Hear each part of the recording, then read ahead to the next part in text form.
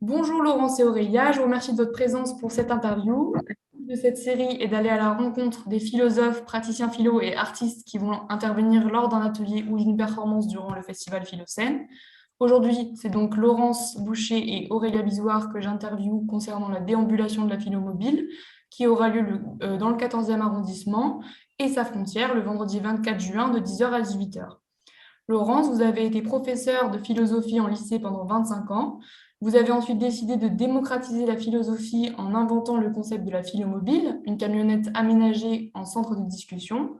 Cela vous permet de philosopher avec tout un chacun à travers la France et même jusqu'au Maroc et en Tunisie. Vous animez depuis plus de 10 ans des ateliers dans les prisons, des écoles et plein d'autres lieux. Quant à vous, Aurélia, vous êtes une artiste visuelle qui aime connecter les gens à l'art en les invitant à la réflexion et au dialogue. En 2016, vous avez créé le Café des Arts, le marketing de l'art et Culturelia en 2017. En plus de nombreuses formations en art contemporain, vous possédez un diplôme en art plastique à l'université Paris-Panthéon-Sorbonne et préparez un master en art plastique sur faire œuvre ensemble pour faire monde ensemble. Avec Culturelia, projet en pratique artistique collective, vous permettez aux gens de s'exprimer à travers l'art et à participer à la création d'un autre rapport au monde. Alors, pour la première question, j'aimerais vous demander en quoi votre parcours fait que vous avez été intéressé pour participer à ce festival. Laurence, vas-y. Eh bien, moi, ce qui m'intéresse, c'est aller au contact des personnes, et donc c'est ce qui me plaît dans le festival, euh, que la philosophie soit pas enfermée dans une salle de classe ou dans une université, mais qu'elle puisse aller directement à la rencontre des personnes dans la rue. C'est ça qui me plaît bien avec Philocène. Très bien, merci Laurence. Alors, c'est un petit peu, je rejoins la pensée de Laurence, parce que je pars du principe que l'art étant tous, qu'il faut pouvoir démocratiser l'art et le rendre accessible, sachant que l'art est un vecteur d'expression et permet en fait à un public de s'exprimer librement autour de la création de l'œuvre d'art. Donc ça, c'est la mise en place des projets Culturelia. Donc le public, en étant participant, peut créer un autre rapport au monde, comme tu le disais si bien en faisant la présentation, Léa. Donc, c'est vraiment de rechercher ce contact et de connecter avec le public pour créer une œuvre d'art contextuelle et in situ. Voilà. Et alors, je dois rajouter aussi que la motivation supplémentaire, c'est de connecter avec Laurence, donc d'apporter à la fois la philosophie sur le thème des désirs de liberté et en même temps l'art visuel. Je pense que ça va de pair, hein, parce que l'art permet de développer une forme de pensée philosophique et puis si les mots employés par le public de Laurence peuvent se transformer en art visuel, c'est fabuleux. Donc voilà. Merci beaucoup. Merci beaucoup à vous deux. Qu'est-ce que vous allez faire justement dans le cadre du festival Philocène cette année? L'idée, c'est d'aller chercher les personnes sur la place de Montrouge et puis de les interpeller, de les questionner, comment elles voient la liberté, qu'elles soient invitées à remettre en cause aussi leurs idées, à la fois les exprimer à travers l'art, comme elles vont le faire avec Aurélia, puis aussi à questionner et à interagir entre elles, hein, parce que dans la pratique philo, moi, ce qui me semble intéressant aussi, c'est qu'on apprenne à vraiment écouter l'autre sans se concentrer uniquement sur ce qu'on veut dire et à construire une pensée ensemble. Oui, alors justement pour appuyer sur le fait de construire une pensée ensemble, je vais proposer une œuvre collective qui permet à un public de s'exprimer sur un sujet choisi, donc les désirs de liberté. Et donc ce sujet viendra bien sûr, cette création d'œuvres d'art, viendra appuyer le travail philosophique de Laurence. Et on en a parlé un petit peu avant avec Laurence. En fait, c'est un peu peindre et parler en liberté, justement, sur ce sujet de liberté qui est si important actuellement. Examiner ce qui se passe autour de nous et donner la liberté d'action par les mots et la liberté de créer, de transformer ces mots en dessin. Donc, ça va être très organique en fait au niveau de la création artistique et du dialogue. Voilà, Très bien. voilà. Et puis après, l'œuvre d'art laisse un témoignage de ce qui s'est passé dans ce microcosme qu'on pourrait appeler une hétérotopie, en fait, où c'est une place autre dans la société qui permet d'être libre dans ce microcosme, en fait, et de se poser des questions. Voilà. Donc, on espère permettre au public de pouvoir être complètement libre de s'exprimer autour de ce sujet. Très bien.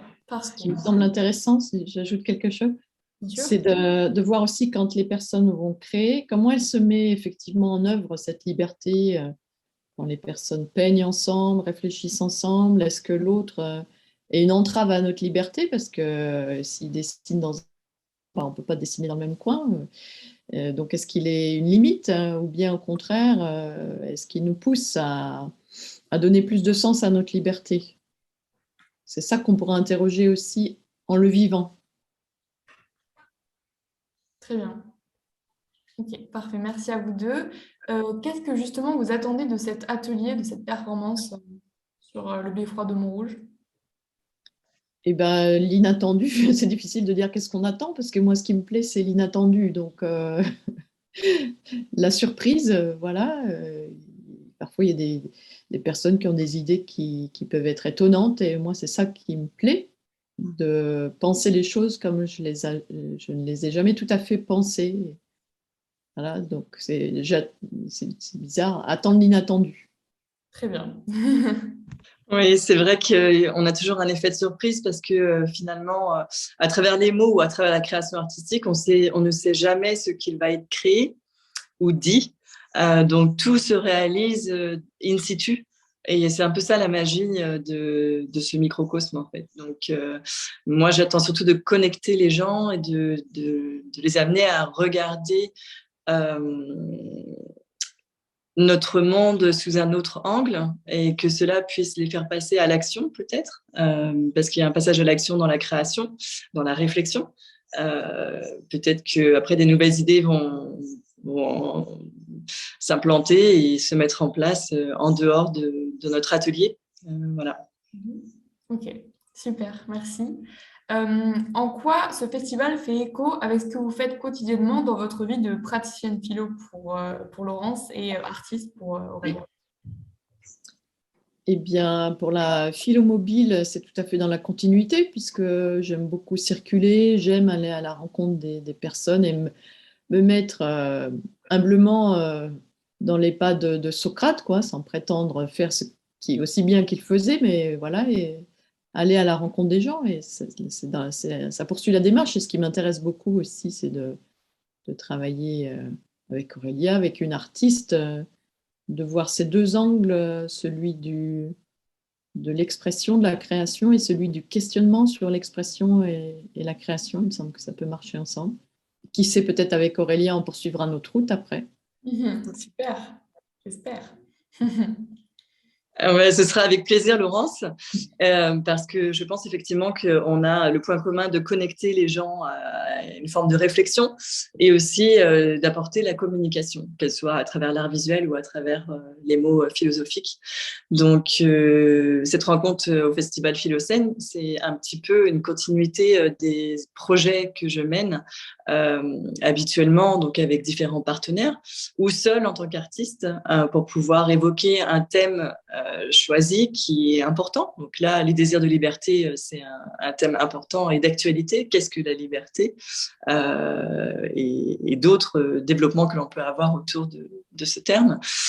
Donc, tous ces projets que je mène depuis 2017 ont toujours un point commun qui est de donner la parole au public, d'aller vers soi-même. Donc là, Laurence me fait penser à Socrate, mais c'est connais-toi toi-même. Et des fois, on a des surprises de qui l'on est vraiment quand on est face à la création, de donner cette liberté de créer, de s'exprimer et de connaître les autres, parce que finalement, les gens vont être dans un groupe, se retrouver en fait dans un groupe de personnes qu'ils ne connaissent pas, mais ils vont pouvoir découvrir qui ils sont sur ce point de liberté, qui sont les autres à côté de lui, et puis venir un peu susciter la curiosité de ce que l'on peut construire ensemble.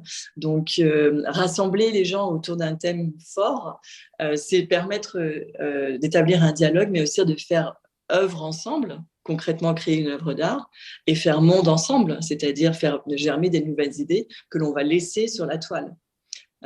Voilà, donc c'est complètement dans la continuité des thèmes que je souhaite aborder et des grands sujets d'actualité pour le monde d'après. Changer notre rapport au monde. Voilà. Merci beaucoup. Et justement, que vous évoque le thème du festival de cette année, Désir de liberté? Alors, désir de liberté, on souhaite tous être libres.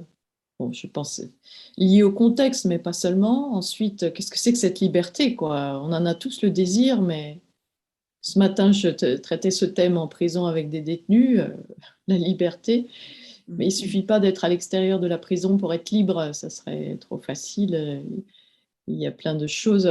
Souvent, on se croit libre, comme disait Spinoza, mais en réalité, on est poussé par des causes dont on n'a pas conscience. Et être libre, c'est peut-être, comme le disait Aurélia, c'est aussi apprendre à se connaître, justement, à savoir par quoi on est déterminé, en prendre conscience, c'est déjà se libérer un peu. Très bien. C'est vrai. Et du coup, je rajouterais aussi une question que l'on avait évoquée avec Laurence lors d'un entretien téléphonique toutes les deux. On avait évoqué le fait, sommes-nous plus libres ensemble ou moins libres? Qu'est-ce qui fait en fait que ça définit une liberté, le groupe, l'influence du groupe, voilà, donc ça va être très stimulant parce que finalement les œuvres vont se faire in situ et c'est qui correspond à un contexte donné et à un moment donné dans la société. Donc ça, je pense que le thème de liberté est complètement d'actualité. Il y a 2 semaines, j'ai fait une œuvre murale avec des jeunes de quartier, donc sur un immeuble en extérieur et un des jeunes, donc on parlait de Paul Éluard et J'écris ton nom, Liberté, donc le fameux poème d'après-guerre. Et donc en ce moment, on parle de la guerre en Ukraine, bien sûr, mais les jeunes aussi ont évoqué la guerre, mais ont évoqué aussi la liberté de choix, c'est-à-dire le choix dans les émotions, ce que l'on a à l'intérieur, c'est une forme de liberté de décider d'être en colère ou de ne pas être en colère. Donc, on parlait de libre arbitre, de libre choix.